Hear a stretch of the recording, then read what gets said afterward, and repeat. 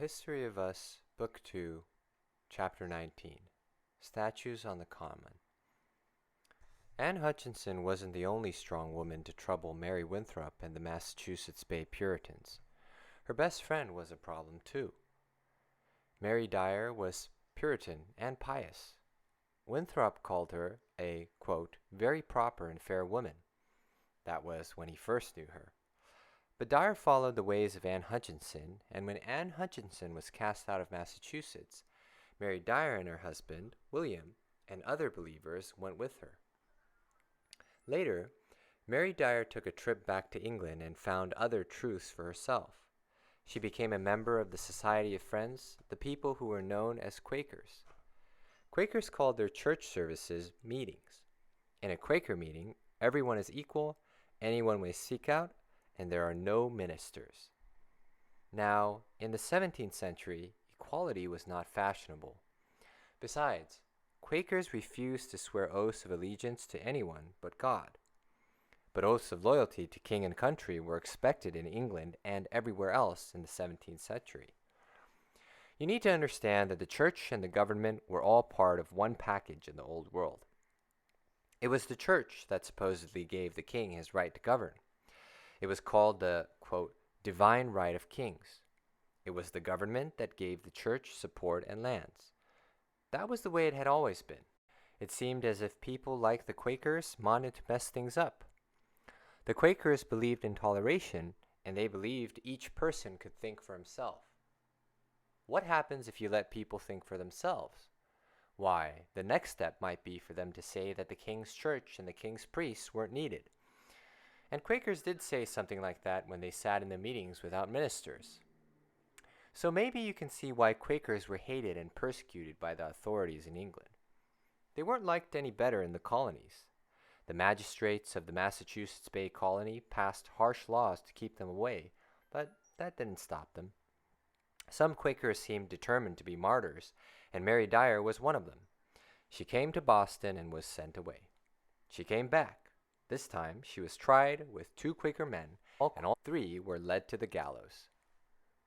The men were hanged, but at the last minute Dyer was put on a horse and sent off to Rhode Island. She came back again. Now what do you do with a woman who cares so much about her religion that she will risk death to preach its message? You'd think the Puritans would have understood that devotion. Maybe they did, and that's what scared them. The Puritans tried Mary Dyer again.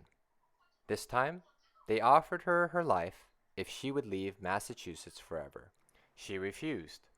Mary Dyer was hanged on June 1st, 1660, on the Boston Common in front of where the State House stands today.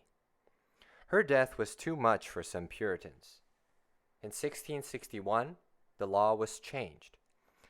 Today, statues of Mary Dyer and Anne Hutchinson can be seen on the Common. But most Puritans thought they had done everything they could to be fair to Mary Dyer.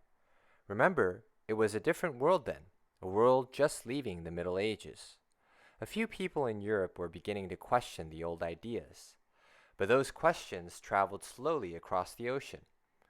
When people started talking of toleration, the Puritans could hardly understand what was happening in the world, writes Perry Miller, a historian of the Puritans. Quote, they could not for a long time be persuaded that they had any reason to be ashamed of the record of so many Quakers whipped, blasphemers punished by the amputation of ears, dissenters exiled, or witches executed.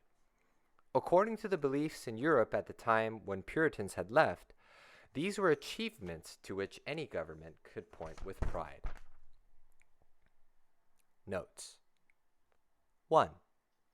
At Quaker meetings, the congregation sits and meditates in silence. Sometimes a member believes that God is communicating with him or her directly, and they might start talking about this inward light, or they might shake and tremble, which was how the Quakers got their name. 2. A hanging like that of Mary Dyer was a public spectacle in the 17th century. People took time off work to go and watch. They cheered, jeered, and partied. 3. A martyr is someone who would rather die than give up his or her belief. A gallows was the two standing poles and crosspiece from which people were hanged. Sometimes bodies were left on the gallows for a while, as a warning to others.